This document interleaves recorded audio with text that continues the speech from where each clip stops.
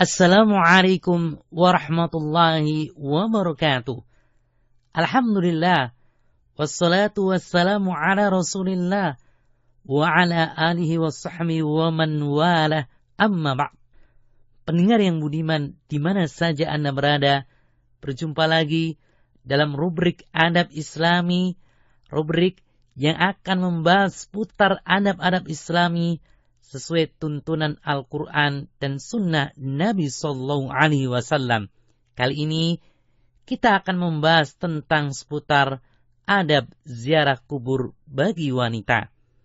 Pendengar, ziarah kubur merupakan perkara yang disyariatkan dalam agama Islam dengan tujuan agar orang yang melakukannya dapat mengambil pelajaran dengannya dan dapat mengingat akhirat. Syaratnya adalah dengan tidak mengatakan di sisi kuburan tersebut ucapan-ucapan yang bisa membuat Allah Azza wa Jalla murka, seperti berdoa kepada si penghuni kuburan, memohon pertolongan kepadanya, memberi jaminan kepada penghuni kuburan, dan memastikan dia masuk surga atau sejenisnya. Pendengar, Rasulullah SAW bersabda, "Dulu aku pernah melarang kalian berziarah kubur. Sekarang berziarahlah kalian, karena ziarah kubur akan mengingatkan kepada akhirat. Dan hendaklah berziarah itu menambah kebaikan buat kalian.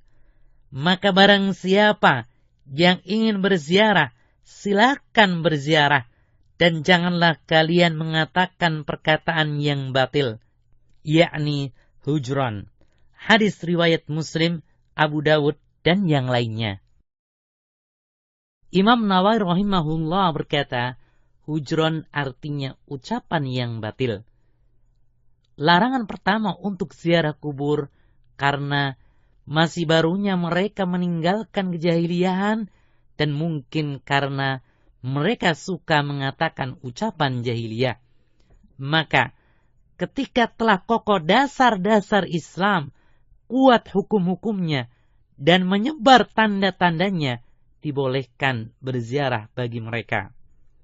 Pendengar, tidak diragukan lagi bahwa apa yang dilakukan orang-orang awam dan selainnya ketika berziarah dengan berdoa kepada si mayit, beristighosah kepadanya, dan meminta kepada Allah dengan haknya mayit adalah ucapan batil, yakni hujron yang paling besar. Maka wajib bagi ulama untuk menjelaskan hukum tentang itu, juga menjelaskan cara ziarah yang sesuai dengan syariat kepada mereka dan tujuan ziarah itu. Imam Sun'ani rahimahullah menyatakan, setelah menyebutkan hadis-hadis tentang ziarah dan hikmahnya, semuanya menunjukkan disyariatkannya ziarah kubur dan menerangkan hikmahnya, yaitu untuk mengambil pelajaran. Dan jika kosong dari hal ini, maka tidak terpenuhi tujuan syariatnya. Pendengar, tentang persamaan hukum ziarah kubur antara wanita dan pria, Asy-Syaikh Al-Albani rahimahullah menyatakan, yang pertama, karena keumuman perintah Nabi Sallallahu Alaihi Wasallam, maka berziarahlah kalian ke kubur. Berarti wanita juga termasuk di dalamnya.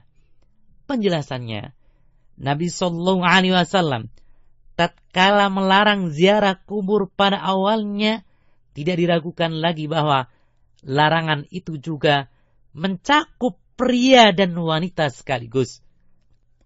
Maka ketika beliau Sallallahu Alaihi Wasallam bersabda, "Aku dulu melarang kalian berziarah ke kubur," difahami bahwa yang dimaksud beliau adalah jenis pria dan wanita secara pasti.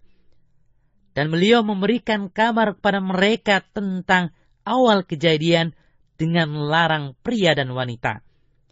Jika perkaranya demikian, maka pasti ucapan keduanya, yakni pembolehan juga mencakup jenis pria dan wanita. Dan yang menguatkan pendapat ini adalah lanjutan dari hadis tersebut yang diriwayatkan oleh Imam Muslim, yaitu, dulu aku melarang kalian tentang daging sembelihan yang lewat 3 hari, maka peganglah apa-apa yang tampak pada kalian. Dulu aku juga melarang Nabi untuk diminum, maka minumlah sekarang semuanya dan jangan meminum yang memabukkan. Al-Albani rahimahullah berkata, ucapan semua ini juga berlaku terhadap 2 jenis, yakni pria dan wanita secara pasti, sebagaimana ucapan pertama, dulu aku melarang kalian. Jika ada yang berkata, ucapan dalam kalimat sekarang berziarahlah adalah khusus untuk pria, maka akan rusak sunan bahasa dan keindahannya. Juga tidak pantas hal itu ditunjukkan kepada pemilik ucapan, yakni Nabi Sallallahu Alaihi Wasallam yang singkat padat ini. Yang kedua, saling berserikatnya para wanita dengan pria dalam ilat, yakni penyebabnya yang karena itu disyariatkan ziarah kubur, yaitu dalam riwayat karena ziarah kubur bisa melunakkan hati, meneteskan air mata, dan mengingatkan kepada akhirat. Ketiga, Nabi Sallallahu Alaihi Wasallam membolehkan bagi wanita untuk berziarah ke kuburan. Dalam 2 hadis dari Ummul Mukminin Aisyah radhiyallahu anha disebutkan, dari Abdullah bin Abi Mulaika radhiyallahu anhu, ia berkata, sesungguhnya Aisyah pulang dari pekuburan pada suatu hari. Maka aku bertanya kepadanya, wahai Ummul Mukminin, dari manakah engkau? Ia menjawab, dari kuburan Abdurrahman bin Abi Bakar. Maka aku katakan kepadanya, bukankah Rasulullah Sallallahu Alaihi Wasallam melarang ziarah kubur? Ia menjawab, benar. Tapi kemudian beliau menyuruh berziarah ke kubur. Hadis riwayat Hakim, Al-Baihaqi, dan yang lainnya. Dari Muhammad bin Qais bin Makrama bin Al-Muttalib radhiyallahu anhuma, pada suatu hari ia berkata, maukah kalian kuceritakan tentangku dan tentang ibuku? Maka para sahabat yang lain mengira dia memaksudkan ibu yang melahirkannya. Muhammad bin Qais radhiyallahu anhuma berkata, Aisyah pernah berkata, maukah kalian aku ceritakan tentangku dan Rasulullah Sallallahu Alaihi Wasallam? Maka kami menjawab, tentu. Aisyah lalu berkata, ketika pada malam giliranku, beliau Sallallahu Alaihi Wasallam ada bersamaku. Beliau berbalik, meletakkan selendang dan melepaskan 2 sandalnya, serta meletakkannya di bawah kakinya. Kemudian membentangkan ujung sarungnya di atas tempat tidur, lalu berbaring. Tidak berapa lama setelah itu, beliau mengira aku telah tidur. Maka beliau memakai selendang dan sandalnya secara pelan-pelan. Setelah itu, beliau membuka pintu dan menutupnya kembali dengan pelan. Maka aku pun berhijab lalu pergi membuntuti beliau sampai tiba di Baqi. Beliau tegak dengan lama di tempat itu dan mengangkat kedua tangannya 3 kali.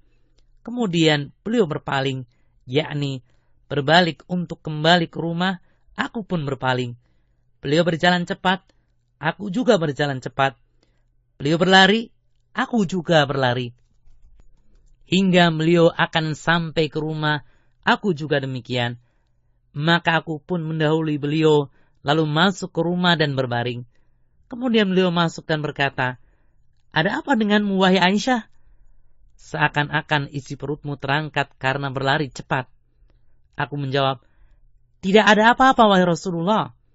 Beliau berkata, engkau katakan atau Allah yang akan menceritakan sebenarnya kepadaku.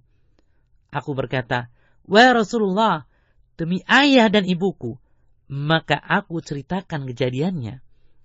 Beliau Sallallahu Alaihi Wasallam berkata, berarti engkau benda hitam yang kulihat di depan tadi? Aku menjawab, benar. Maka beliau memukul dadaku dengan pukulan yang menyakitkanku. Lalu beliau bersabda, apakah engkau mengira Allah akan berbuat aniaya kepadamu dan Rasulnya juga berbuat demikian? Aku berkata, bagaimanapun disembunyikan oleh manusia akan diketahui juga oleh Allah. Beliau berkata, Jibril mendatangiku, kemudian memanggilku, maka aku menjawabnya. Dan dia tidak mau masuk karena ada engkau, karena engkau sudah melepas pakaianmu. Aku mengira engkau telah tidur dan aku tidak suka membangunkanmu. Aku khawatir engkau merasa tidak senang. Maka Jibril berkata, sesungguhnya Rabbmu menyuruhmu datang ke penghuni Baqi' dan memohonkan ampun untuk mereka. Aisyah berkata, apa yang harus aku ucapkan pada mereka, yakni penghuni kuburan, wahai Rasulullah? Beliau bersabda, katakanlah, semoga keselamatan tercurah bagi para penghuni kuburan ini dari kalangan mukminin dan muslimin. Dan semoga Allah merahmati orang yang terdahulu dan orang yang belakangan dari kita. Dan kami insya Allah akan menyusul kalian. Hadis riwayat Muslim, An-Nasai, dan yang lainnya. Pendengar yang budiman, demikianlah pembahasan kita pada edisi kali ini. Insya Allah kita akan kembali melanjutkan pembahasan ini pada edisi yang akan datang. Mudah-mudahan kita bisa mengambil pelajaran dan hikmahnya. Semoga bermanfaat. Wallahu a'lam. Wassalamualaikum warahmatullahi wabarakatuh.